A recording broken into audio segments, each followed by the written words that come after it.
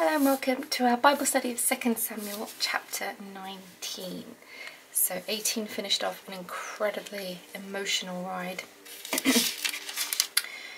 The end of Absalom's, not only his attempted treason, but his life as well. David didn't want him killed, but Joab did it anyway. And David has just been told what happened. And obviously he's devastated. So let's see how the story continues. And it was told to Joab, Behold, the king weepeth and mourneth for Absalom. And the victory that day was turned into mourning unto all the people. For the people heard say that day how the king was grieved for his son.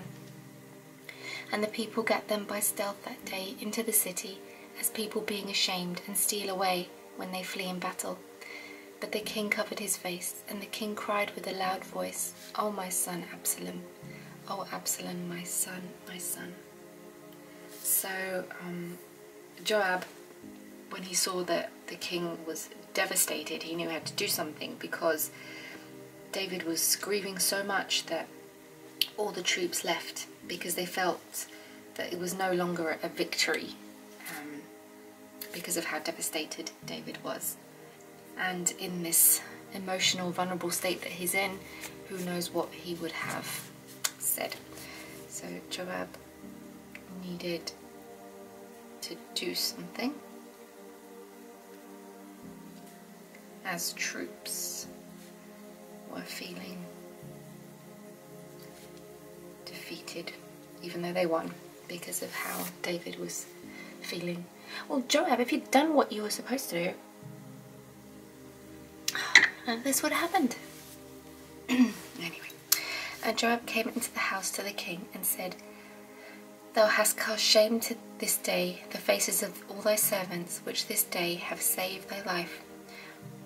The audacity! And the lives of thy sons, and of thy daughters, and the lives of thy wives, and the lives of thy concubines, in that thou lovest thine enemies, and hatest thy friends. For thou hast declared this day that thou regardest neither princes nor servants. For this day I perceive that if Absalom had lived, and we all had died this day, then it had pleased thee well. Well, no. Oh, that's kind of mean. Now therefore arise, go forth, and speak comfortably unto thy servants. For I swear by the Lord, if thou go not forth, there will not tarry one with thee this night, and that will be worse unto thee than all the evil that befell thee from thy youth until now. Then the king arose and sat in the gate, and they told unto all the people, saying, Behold, the king doth sit at the gate. And all the people came before the king, for Israel had fled every man to his tent. So Joab was a bit of a savage when he spoke to him. Like, imagine, right, David is in tears, crying over his son, who he didn't want killed, but Joab did it anyway. And then instead of comforting him, he's like, listen, you're being out of order. All these people fought for you and died for you, and you need to go out there and help them. Oh. Wow. So David agreed with him. I mean, in a way, yes, because the soldiers are... yes, okay, I can see both sides. I don't agree with Joab's approach, but that's just me. But yes, seeing David cry after their victory would be demoralising. I can see that, but like, come on, Joab, have a heart. So David agreed and went to the gate.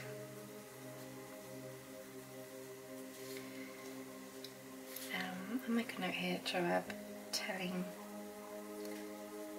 David that troops... Actually, I'm kind of repeating myself. That's what I was going to say. That the troops felt defeated. So I'm not going to write that.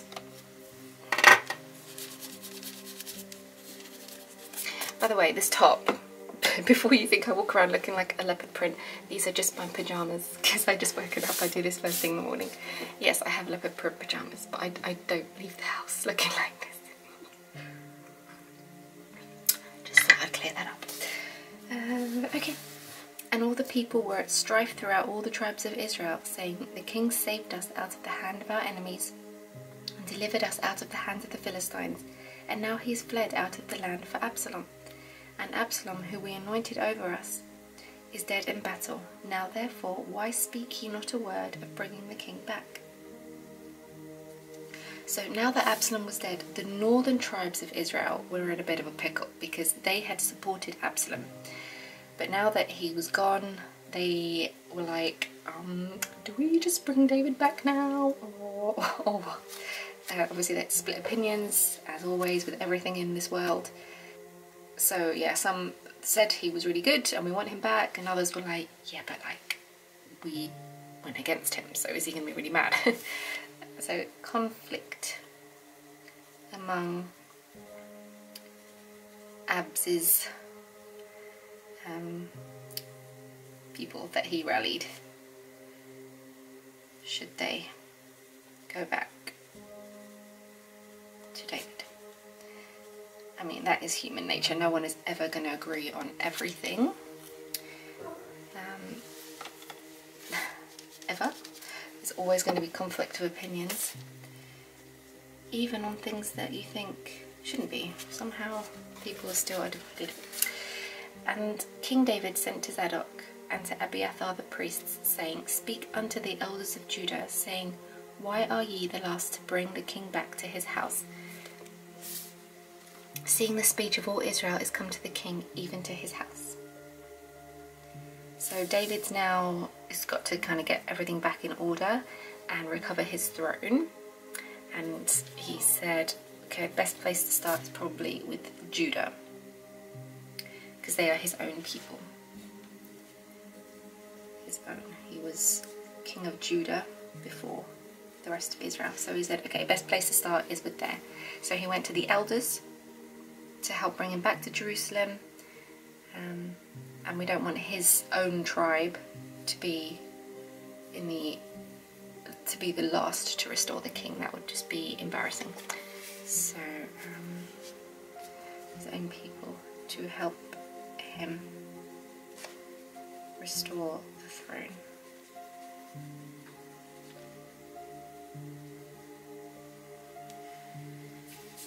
And say ye to Amasa, Art thou not of my bone and of my flesh? God do so to me, and more also, if thou be not captain of the host before me continually in the room of Joab. So David said he's going to make Amasa the commander in place of Joab. So this is actually what Absalom did in the previous chapter. And David was going to continue that to show, you know, he had no animosity. David had no... I mean, that's nice considering, you know, he was working for the enemy. Had no animosity towards those who betrayed him. I mean, wow. What a guy. I'm not sure many others would be as gracious. I like nice David.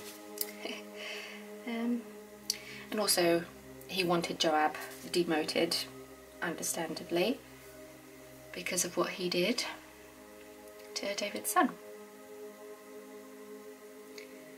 Now he wasn't, I mean, what's nice is he didn't kill Joab, considering he murdered his son, but he was sure gonna demote him.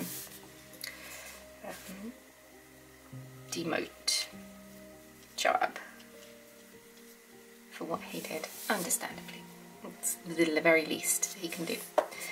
As he bowed in the heart of all the men of Judah, even as the heart of one man. So they sent this word unto the king, Return thou and all thy servants. So the king returned and came to Jordan, and Judah came to Gilgal to go to meet the king, to conduct the king over Jordan. And this very generous action that David did, just unanimously, which is rare, unanimously won over the whole of Judah. And they came to escort David as he came to the Jordan River. So won over all of Judah. That was a very noble thing to do, especially because so many were afraid of how David was going to react to the rebellion. by showing his grace, saying, no, you know, I'm not, no hard feelings, I'll accept you back, they felt safe to run back to him. And Shimei, the son of Gera, a Benjamite, which was of Bahurim, hasted and came down with the men of Judah to meet King David. And there were 1,000 men of Benjamin with him, and Ziba, the servant of the house of Saul, and his 15 sons and his 20 servants with him, and they went over Jordan before the king. And there went over a ferry boat to carry over the king's household, and to do what he thought good. And Shimei, the son of Gera, fell down before the king as he was come over Jordan, and said unto the king, Let not my lord impute iniquity unto me, neither do thou remember that which thy servant did perversely the day that my lord the king went out of Jerusalem, that the king should take it to his heart. For thy servant doth know that I have sinned. Therefore, behold, I am come the first this day of all the house of Joseph, to go down to meet my lord the king. But Abishai, the son of Zeruiah, answered and said, Shall not Shimei be put to death for this, because he cursed the Lord's anointed? And David said, What have I to do with ye sons of Zeruiah, that you should this day be adversaries unto me? Shall there any man be put to death this day in Israel? For do not I know that I am this day king over all Israel? King of Israel. Therefore the king said unto Shimei, Thou shalt not die. And the king sware unto him. Alright, so he's come back now, and David's got a whole slew of people that are greeting him. The first one, do we remember Shimei? Little Shimei who was throwing stones and sand at him and yelling at him for being mean to Saul. Well, Shimei came back and he begged for forgiveness. Now, it's interesting that, what's his name? Abishai was the one that said, let's kill this guy, how dare he talk to you like that? And David was like, it's fine, leave him alone. Had he killed him, he would never have had the opportunity to come back and ask for forgiveness. So his heart had changed. I think in life, I think we can be so quick to judge and condemn people for their actions. But Jesus calls us to forgive, and it's for this reason, because God's working on their heart. We don't know that in a short while they'll turn around and go, oh, do you know what, I was wrong, I'm so sorry, please forgive me, and then everything can be restored and be great again. But if you just cut people off and just say, I'm done with you, they'll never have that opportunity. So we have to give God a chance to work on people. I thought that's really nice. So he begged for forgiveness. But when he did, Abishai not only previously wanted to kill him, but he said again. He said again. He's like, let me have him. What? I don't get it. I don't get it. So Abishai again wanted to kill him, even though this time he was asking for forgiveness.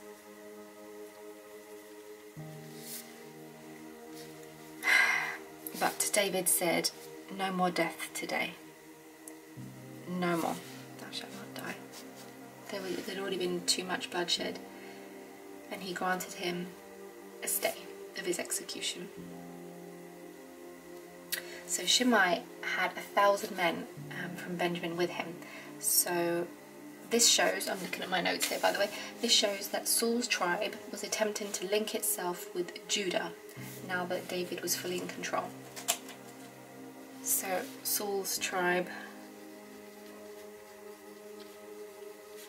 wanting to link to Judah.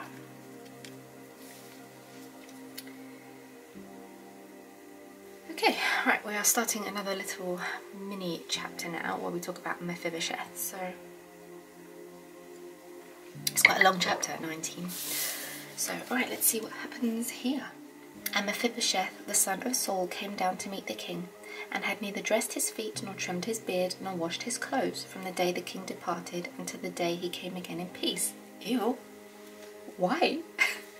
And it came to pass when he was come to Jerusalem to meet the king, that the king said unto him, Wherefore wentest not thou with me, Mephibosheth? And he answered, My lord, O king, my servant deceived me, for thy servant said, I will saddle me in an ass, that I may ride thereon, and go to the king, because thy servant is lame. And he hath slain unto my lord the king. But my lord the king is an angel of God. Do therefore what is good in thine eyes. For all my father's house were but dead men before my lord the king. Yet didst thou set thy servant among them that did eat at thine own table. What right therefore have I yet to cry any more unto the king? And the king said unto him, Why speakest thou any more of thy matters? I have said, Thou and Ziba divide the land. And Mephibosheth said unto the king, Yea, let him take it all, for as much as my lord the king is come again in peace unto his own house. So we know before that Ziba, his servant, had come and said, Mephibosheth has stayed behind because he wants to take over Israel while you're gone. And David gave all that was Mephibosheth's to Ziba, right? And Mephibosheth came back and said, no, that's not what happened. He slandered me. And they had obviously completely two different stories. Now I questioned Ziba. If you remember back in my video, I said they're quick to believe just what random people say. I didn't think Mephibosheth would do that. But nonetheless, what David did was he divided everything equally, considering their two differing stories. Two different accounts. So David divided everything equally. But, you know, Mephibosheth would say, oh no, just let him take it all. Which makes me think he might be a bit more innocent in this case. But nonetheless. And Mephibosheth said unto the king, Yea, let him take it all, for as much as my lord the king is come again in peace unto his own house. And Barzillai the Gileadite came down from Rogelim and went over Jordan with the king to conduct him over Jordan. Now Barzillai was a very aged man, even 80 years old, and he had provided the king of sustenance while he lay at Mahanaim, for he was a very great man. And the king said unto Barzillai, Come thou over with me, and I will feed thee with me in Jerusalem. And Barzillai said unto the king, How long have I to live, that I should go up with the king unto Jerusalem? Am I this day 80 years old? I am this day 80 years old, and I can discern between good and evil. Can thy servant taste what I eat or what I drink? Can I hear any more the voice of singing men and singing women? Wherefore then should thy servant be yet a burden unto my lord the king? Thy servant will go a little way over Jordan with the king, and why should the king recompense me with such a reward? Let thy servant, I pray thee, turn back again, that I may die in mine own city, and be buried by the grave of my father and of my mother.